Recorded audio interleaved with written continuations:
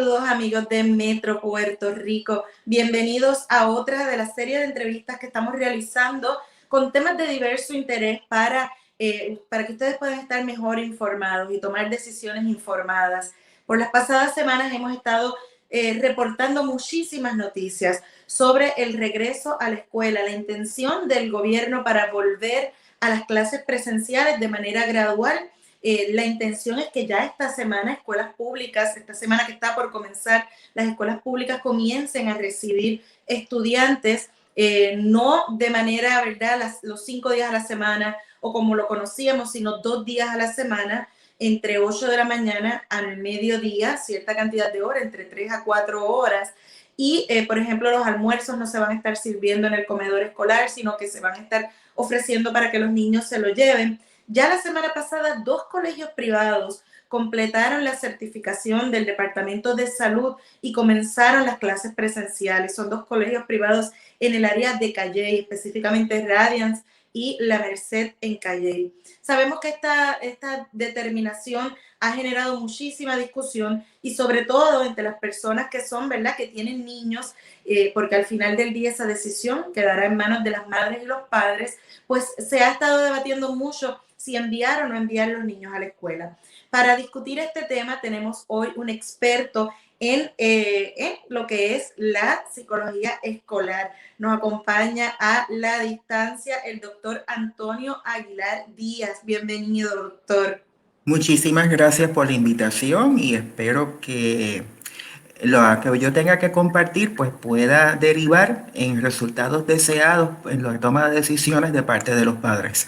Antes de comenzar la conversación, quisiera presentarlo para que nuestros amigos en Metro conozcan, ¿verdad?, de sus credenciales. Miren, el doctor Aguilar Díaz ha ejercido en calidad de psicólogo escolar por los pasados 25 años.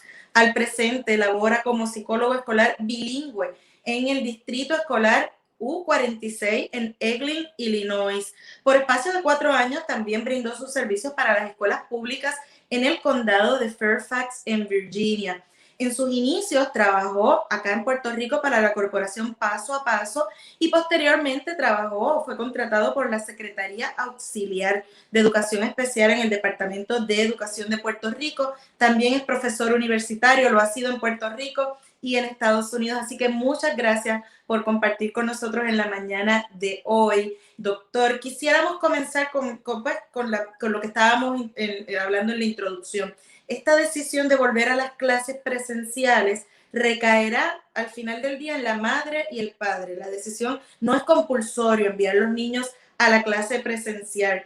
Y esta es una decisión de peso que podría causar ansiedad. ¿Qué factores debemos considerar a la hora de tomar esa decisión? Bueno, hay que considerar de primera instancia cuáles son las condiciones que está ofreciendo la escuela para poder asegurar la seguridad de todos y todas los integrantes de la facultad, como también la seguridad de todos y todas los estudiantes y de la misma forma todo lo que sea el personal de apoyo, cuáles son las medidas de salubridad que que ya forman parte de su protocolo habitual de trabajo. Por ejemplo, pues si van a tener, digamos, un proceso de certificación o un proceso de registro diario, pues también podría ser si les van a tomar la temperatura, si deben mantener cierta distancia, si al momento de tomar un receso, pues deben seguir, digamos, unas normas o unos parámetros diferentes a los ya acostumbrados. Digamos, de igual manera, si acaso alguien estuviese atravesando alguna sintomatología que resultase paralela a lo que entendemos que es el COVID o puede ser incluso alguna otra condición de salud, pues cuál sería la norma a seguir. Eso es parte de la información que las escuelas deben proveerle a los padres para que entonces puedan sentirse más seguros respecto a qué decisión tomar y Doctor, concentrarnos en la seguridad. sí, diversas organizaciones profesionales y de ciencias en la salud mental, y es lo que acá el gobierno ha estado reforzando, han hablado o han planteado la importancia de la educación presencial por la socialización para los niños. Pero por otro lado, no podemos perder de perspectiva que seguimos en medio de una pandemia. ¿Cómo se logra una discriminación efectiva entre los riesgos de un lado y del otro para tomar esa decisión que sea la de mayor conveniencia para la familia? Muy buena pregunta. Y de hecho, es parte de la situación que estoy atravesando en mi papel como psicólogo escolar. Tengo a mi haber casos en los cuales los estudiantes se han mantenido en las casas porque los padres han entendido que es la mejor decisión. Sin embargo, se ha visto que esta decisión ha venido a afectar adversamente el aprovechamiento académico. ¿Por qué? Porque quizás sí se conectan, pero por ejemplo no están rindiendo las asignaciones a tiempo, no están sometiendo los trabajos para las fechas límites, o también podría darse el caso de que la ausencia, por así decirlo, resulta bastante marcada a tenor con las expectativas, es decir, si tiene que conectarse por una cantidad de horas al día, pues muchas veces esa participación se ha dado de forma intermitente o en el peor de los casos, que también ha acontecido, es que no se conectan del todo. Y eso entonces va trayendo una laceración en términos del avance o progresión que debe acompañar el rendimiento escolar. Ahora, muchas investigaciones sí señalan y sí sustentan la necesidad de poder, digamos, reiniciar las clases de forma presencial porque brindan un aliciente en términos del desarrollo social emocional por el hecho de que se permite la posibilidad de poder socializar, de poder incluso volver al ambiente que ya resulta conocido, como lo es la escuela, o quizá pues con las maestras y maestros con los que ya hayan tomado clases, con compañeros y compañeras con los cuales ya hayan compartido cuando estaban, digamos, en grados más bajos. Sí, todo eso es ventajoso, pero independientemente de que ahora resulte diferente el poder sostener todas esas dinámicas, al menos resulta más aconsejable, por así decirlo, en términos de lo que vendría siendo, digamos, un mejor autoconcepto, una autoestima mucho más sólida, también en términos del carácter de firmeza y seguridad que se supone que cada ser humano vaya alcanzando de forma gradual o paulatina. Pues entonces se entiende que esos tres elementos que mencioné son los que deben sopesar cualquier decisión que vayan a tomar los padres, porque a veces es preferible que el aprovechamiento se pueda sustentar en el hogar o entre una comunicación directa entre el hogar y la escuela, pero que entonces que no redunde en una laceración o daño a esas variables de carácter social emocional que ya mencioné. De hecho, menciona el tema del rezago académico y va por ahí mi próxima pregunta. Aquí también ha habido mucho debate de que es que los estudiantes están rezagados, que llevan ya un año afuera, que realmente no se aprende con la educación a distancia. Y quería un poco, si pudiese abundar, aunque ya lo tocó por encima, ¿se puede aprender para un niño en edad escolar a distancia? Sí, sí se puede aprender. En eso tengo que emitir una respuesta un tanto categórica. Sí se puede aprender, pero ese aprendizaje va a estar sujeto a unas condiciones que infortunadamente no todos los padres las pueden proveer, porque por ejemplo, para que ese aprendizaje a distancia sea más efectivo, es imprescindible que los papás sepan manejar la tecnología. Pero entonces, si se trata de un papá o una mamá que aunque tenga la mejor intención, pero no conoce acerca del manejo de la tecnología, ya eso va a crear una condición que no necesariamente es propicia, al contrario, puede convertirse en un impedimento. Conjuntamente, está el hecho de la conexión. Muchas veces partimos de la premisa como que todas nuestras familias cuentan con las destrezas tecnológicas para poder conectar a los niños. Y ese no es necesariamente el caso, porque según hemos visto aquí en el caso de Puerto Rico, que ha habido muchos problemas con la distribución de las computadoras, con el acceso a las mismas, con la facilidad para poder tener acceso a la internet, las cuentas, por ejemplo, de conexión. Pues no te creas, pero en Estados Unidos también pasa lo mismo. Yo trabajo en un contexto donde cerca de un 70% de la población estudiantil vive en niveles de pobreza. Y claro está, existen unas diferencias marcadas a base de la raza. Entonces, naturalmente, ya al establecer esa diferencia o al estar conscientes de que la misma va a ir creando unas desigualdades, yo diría que esas inequidades se hacen más palpables o se pueden materializar más cuando se trata de nosotros los provenientes del origen étnico hispano. Entonces, ¿qué quiero decir con esto? Bueno, pues lo que quiero decir es de que ha habido mayor problema para poder acceder a las computadoras para poder tener el acceso a la Internet y hacer que las condiciones resulten más propicias. Entonces, si las condiciones en las que se entiende que son las idóneas para poder brindar un ambiente, digamos, más estructurado, que redunde en un mejor aprovechamiento académico, pues entonces ya de por sí sabemos que ese despegue no va a ser ventajoso, ese inicio no va a ser ventajoso y lo que va a acarrear son dificultades. Y ya que menciono dificultades, otros aspectos radican en el grado de participación de los padres. ¿Por qué?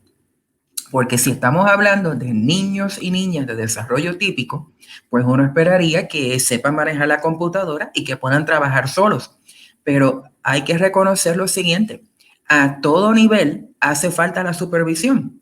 Y entonces si la supervisión está ausente o si la supervisión es inconsistente o si la supervisión es un tanto superficial, va a acarrear dificultades en términos del nivel de compromiso y del nivel, digamos, de aprovechamiento que los estudiantes estén redundando en lo que refleja las actitudes o las cualidades o características que las maestras desean ver, que los maestros desean ver.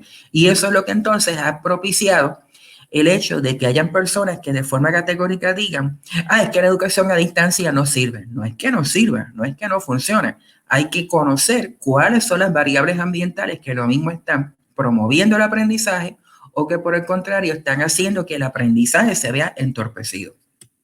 Quería preguntarle, doctor, aquí también se hace referencia todo el tiempo a Estados Unidos. El gobernador plantea cada cierto tiempo, es que en Estados Unidos las clases están presenciales, y quería que nos contara un poco cómo ha sido el caso en su distrito. ¿Cómo escolar. No? ¿Cómo no?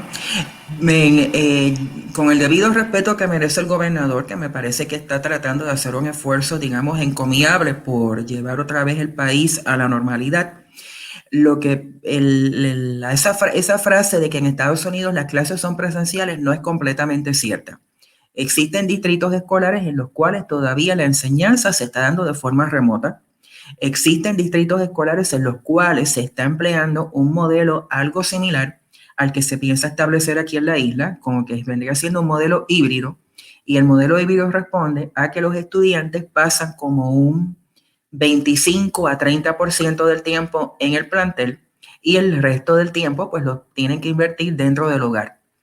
Entonces, eso conlleva un reto todavía mayor para la facultad, entiéndase el grupo de maestros y maestras, porque según tienen que estar trabajando con los niños que están físicamente presentes en la escuela, tienen que entonces estar conectados para que entonces aquellos estudiantes que se encuentran en sus casas o en otro lugar, que estén, digamos, observando el desarrollo de la clase, puedan entonces participar del contenido de la lección y puedan a su vez, pues digamos, rendir a la par que el resto de sus compañeros. Y luego eso alterna.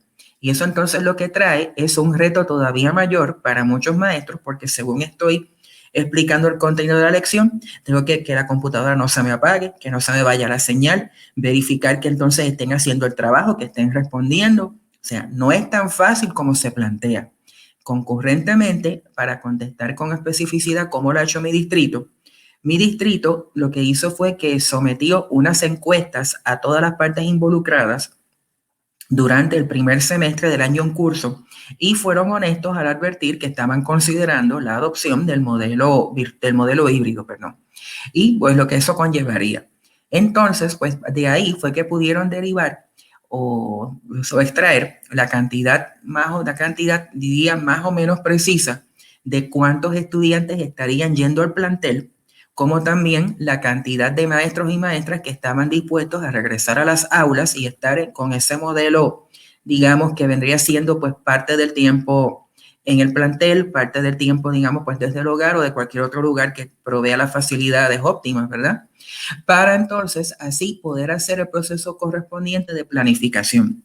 Y como tal, el modelo vino a entrar en vigor en el pasado mes de enero y hasta ahora se entiende que ha sido bastante exitoso porque más de un 50% de la población estudiantil del distrito, no puedo precisar la cantidad exacta, pero por lo menos las estadísticas señalaron que fueron un 50%, están participando del modelo híbrido Y el otro 50%, pues por decisión de los padres, pues se encuentra participando en la educación a distancia, que es completamente remota. Ahora quisiera preguntarle, como, ¿verdad? Como psicólogo escolar, una vez yo, mamá o papá, decido voy a enviar a mi niño a la escuela porque entiendo que ese nivel de desarrollo social, psicológico, pesa mucho y quiero que no quiero que se quede atrás. ¿Cómo lo preparo para un regreso seguro? ¿Y cómo podemos prepararnos también nosotros los adultos para enviar a nuestros niños a las escuelas? Me agrada el hecho de que estés contemplando las dos variables que son variable padres y variable, digamos, estudiantes, porque no sabemos, ¿verdad?, qué grupo de edad en particular. Puede ser, digamos, de cualquier nivel. En términos de los padres, mi consejo es procure ustedes hablarle a su hijo o a su hija con toda honestidad. Y cuando sí, si usted reconoce que usted está actuando a base del miedo, recuérdese que el miedo es una conducta paralizante, pero como padres, nuestra responsabilidad es ser lo suficientemente objetivos como para admitir que estamos enfrentando una temeridad, de que estamos incluso enfrentando un fenómeno nunca antes visto que nos resulta un tanto ajeno, pero que hemos tenido que empezar a cómo acoplarnos o cómo adaptarnos a estar lidiando con el mismo y hacerlo parte de nuestra rutina diaria. Ya que menciono la palabra rutina, ese es otro consejo. Es importante el establecimiento de una rutina en el hogar. Por ejemplo, el periodo para, si es que deciden, digamos, que van a mantener a los niños en la casa, está bien, pero que reconozcan que tienen que ser consistentes con un horario en los cuales los estudiantes se tienen que conectar, ayudarlos, ya sea si sobre todo cuando se trata de niños pequeños en el que no es tiempo de jugar, es tiempo de prestar atención a lo que esté diciendo la maestra o el maestro, hacer la tarea, llevar a cabo el trabajo, entregar la asignación bajo las disposiciones ya previamente descritas. Pero si la decisión radica en enviarlos de vuelta a la escuela, tienen que estar conscientes de que, por ejemplo, no tenemos que tener cuidado de que no podemos estar tocando a nuestros compañeros aunque tengamos ganas de hacerlo. No podemos tampoco abrazar a nuestras maestras aunque tengamos deseos de abrazarlas. Si es que, ¿verdad?, existe ya una relación, digamos, bien estrecha entre una parte y otra.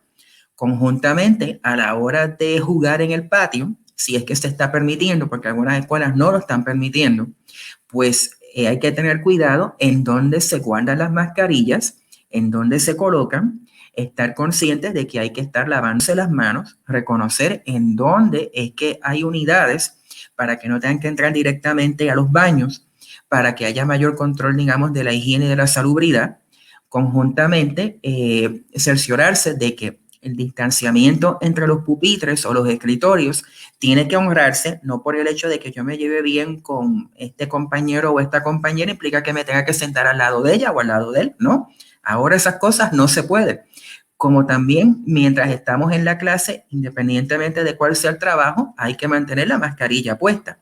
Pues todas esas condiciones es importante que los padres las aborden y se las compartan a sus hijos, porque muchas veces parte del problema que enfrentan los maestros y las personas como yo, que se nos considera el personal de apoyo, radica en que podemos encontrar padres que tienen muy buenas intenciones, pero a la hora de la verdad no se sientan a explicarle las cosas, sino que simple y llanamente piensan que con enviar a los muchachos a la escuela ya están cumpliendo con su responsabilidad, pero eso no es todo.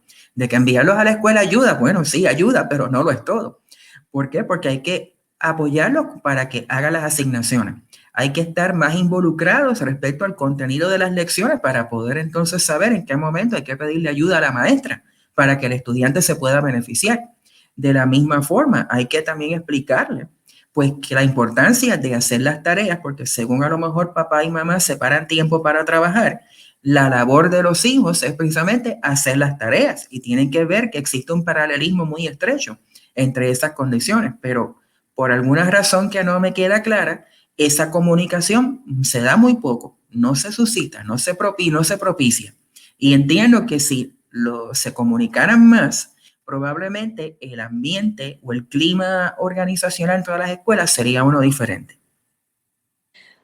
O sea que es bien importante que si estamos pensando enviar a nuestros niños a la escuela y nuestra escuela está certificada porque tienen que pasar por un proceso de certificación, haya un proceso de comunicación en casa, papá con los niños, para que le explique bien, ¿verdad? Cosas que naturalmente un niño va a querer hacer, pero que ahora tal vez no podemos hacer. Y recuerdo, coincidimos en un espacio abierto con unos niños y, ¿verdad? Y esto es una anécdota. Le decimos a una niña que está con nosotros, mira, conoce a este niño y ¿cuál es tu nombre? Y el niño le dice, no puedo hablar con ella porque existe el COVID.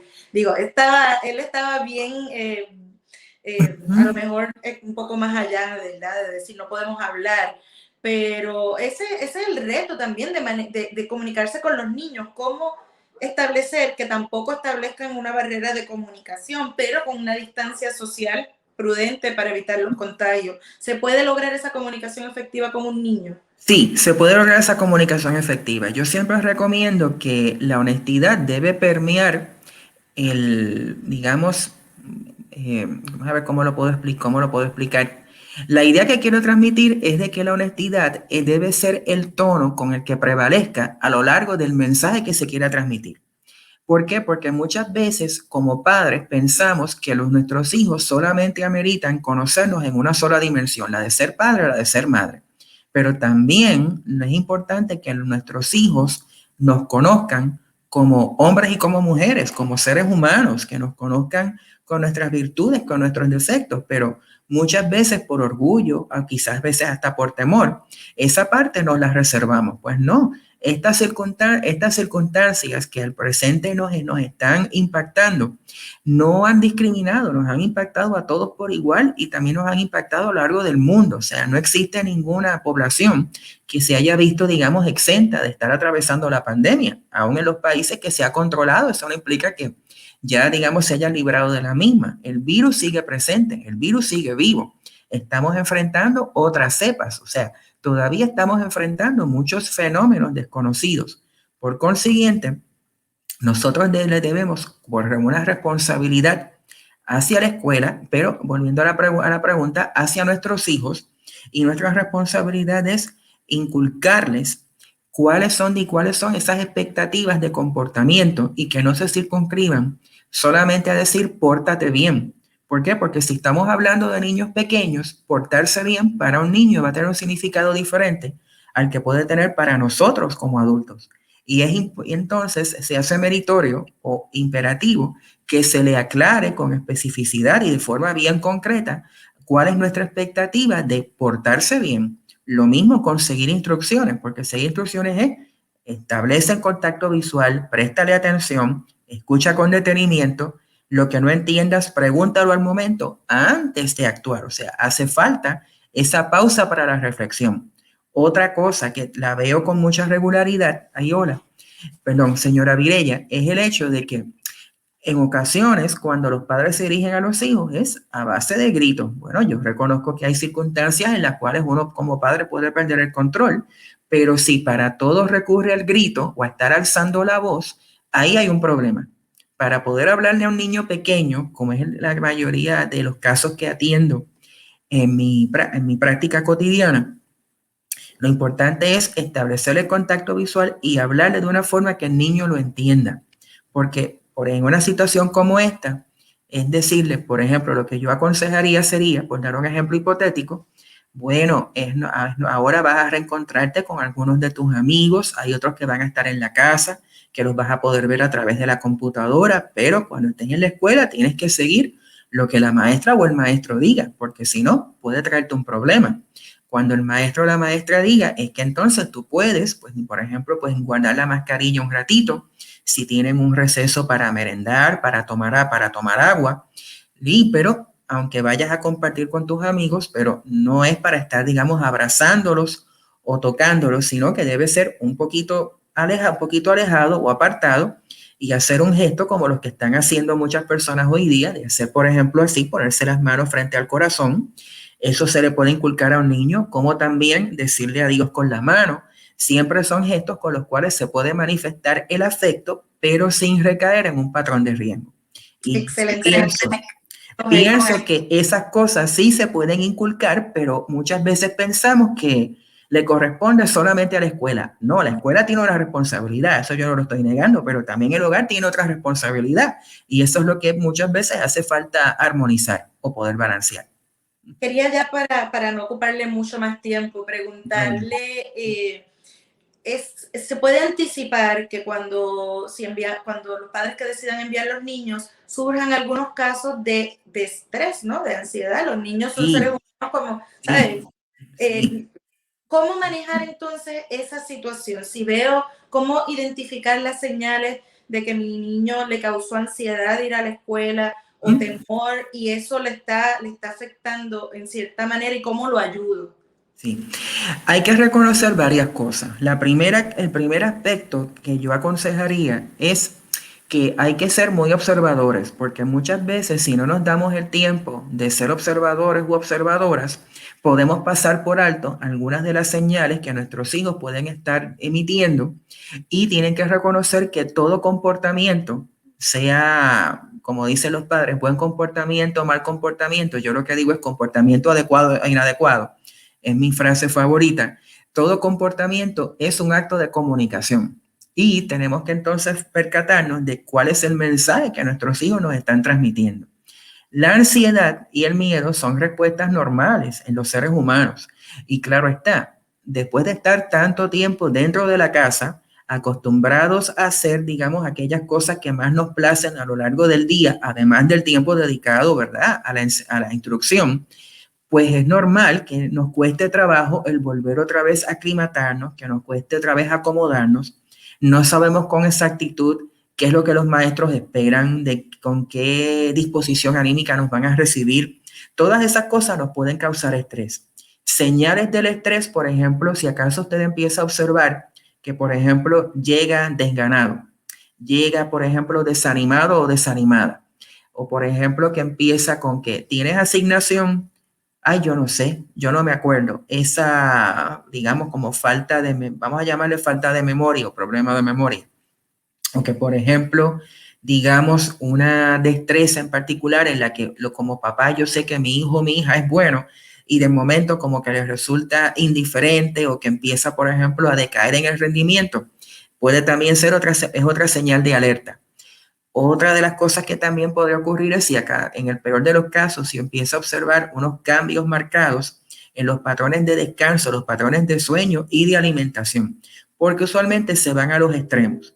Puede darse el caso de que a lo mejor un estudiante que esté atravesando por estrés o ansiedad, que digamos como nombre más específico, pues podría ser, digamos, que a lo mejor o duerma mucho o duerma poco, como podría darse el caso de que esté comiendo de más o comiendo de menos. O sea, aquí todos los extremos son preocupantes, pues eso es parte de los rasgos de comportamiento que como padres debemos ser más cautelosos y más observadores para poder entonces pues, saber acudir a buscar ayuda cuando sea pertinente.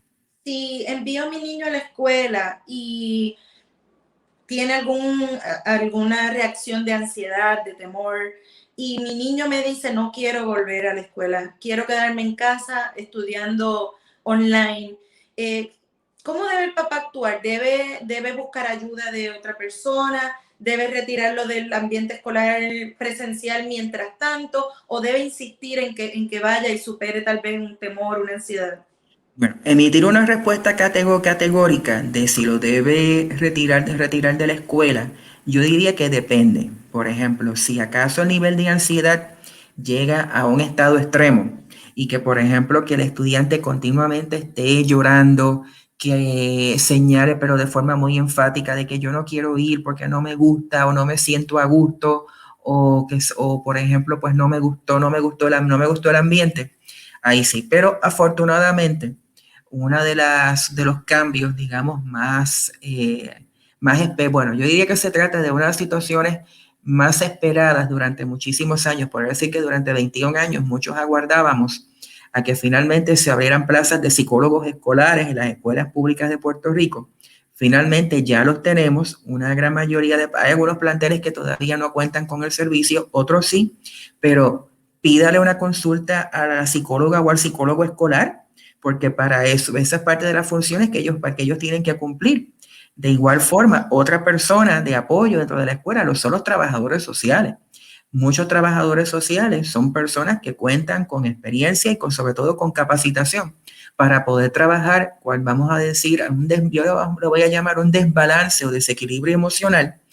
Y son las dos personas que de primera instancia tienen la función de poder brindarle apoyo a los padres antes de tomar una decisión más trascendental, como lo sería, lo sigo enviando a la escuela o decido dejarlo o dejarla en la casa. O sea, todo va a depender a base de las circunstancias. Por eso es que es difícil, honestamente digo, emitir una respuesta categórica. Muchas gracias. Ahora sí, le agradezco todas las respuestas que nos ha brindado. Deben haber muchísimas más preguntas, pero vamos a tomar las preguntas en los comentarios para poder hacer, ¿verdad?, nuevas historias contestando esas inquietudes de nuestros lectores. Muchas gracias al doctor Antonio Aguilar Díaz por haberse conectado con nosotros desde Chicago para hablar de este tema que es tan importante. Me parece que es el tema principal de Puerto Rico en estos momentos. Da la casualidad que yo estuve en Puerto Rico cuando se estaba anunciando el plan de la reapertura de las escuelas y aunque reconozco que se trata de vamos a decir, una agenda, digamos, con bien intencionada, pero personalmente me preocupa el hecho de que no se ha sido del todo claro respecto a los procesos de logística y a los procesos de planificación que deben acompañar la adopción de un modelo híbrido. Por consiguiente, yo no me atrevería a culpar a un padre o a una madre de sentirse insegura o inseguro de enviar a su hijo a su hija a la escuela. Bueno, pues muchas gracias, doctor. Al contrario. Ustedes amigos de... Perdón, no, adelante. Ok, no, lo que quería es darle las gracias a usted, Ayola, por esta oportunidad, porque toda ocasión o toda coyuntura para poder, digamos, hablarle a los míos, a los de Puerto Rico, para mí siempre estaré receptivo. Pues muchas gracias por haber estado con nosotros y por esa receptividad. Ustedes, amigos de Metro Puerto Rico, sigan conectados a todas nuestras plataformas digitales.